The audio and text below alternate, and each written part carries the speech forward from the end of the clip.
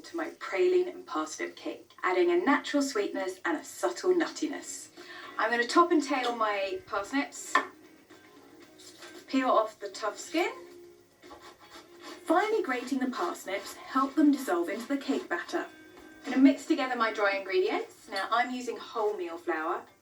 It's not what you normally use for baking, but I actually like that nutty flavour. And some ground powdered hazelnuts. Pinch of salt, a little bit of cinnamon, and some baking powder. Just want to mix all your dry ingredients together. Don't want any lumps of baking powder in your mixture. Parsnip goes in, mix that all together. I'm now going to whisk up some eggs and sugar. And then you just want to whisk it until it's light and fluffy. I'm going to add some oil, vegetable oil or any non-flavoured oil. Add your dry ingredients and then fold it in gently. Try not to over mix, otherwise you'll beat all the air out. In it goes in the cake tin. Put the cake in a preheated oven at 180 degrees Fahrenheit for about half an hour.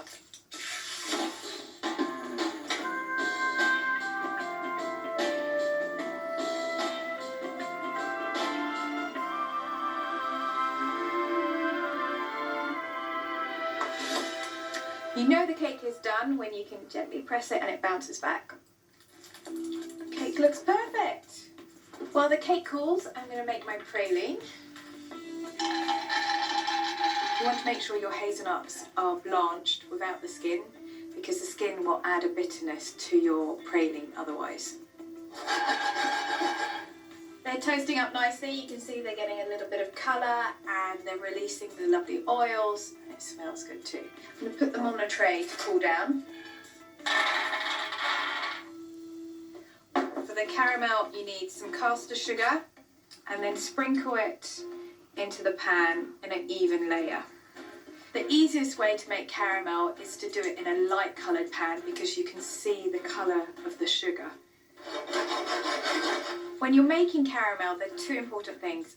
Don't leave the caramel unattended, and then also you don't want to stir it. So if you stir caramel, then you agitate the sugar crystals and that will make your caramel lump up.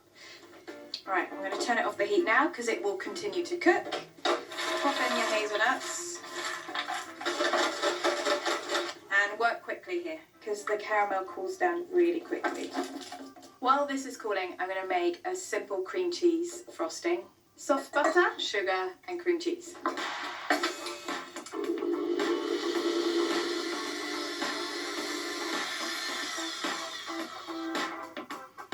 Once the caramel and the hazelnuts have cooled down, you can blitz it up into a coarse powder.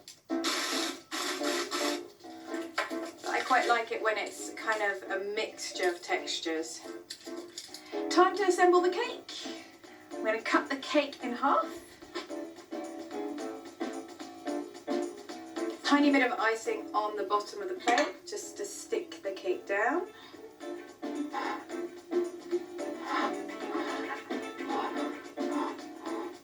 Cake top, and then the rest of the icing. And then a little bit of icing on the sides, just enough to make the praline stick. So just take a handful and sprinkle it on the side. I'm going to do a little Swedish nature landscape with my cake. Little tree in the background. And a final dusting of icing sugar.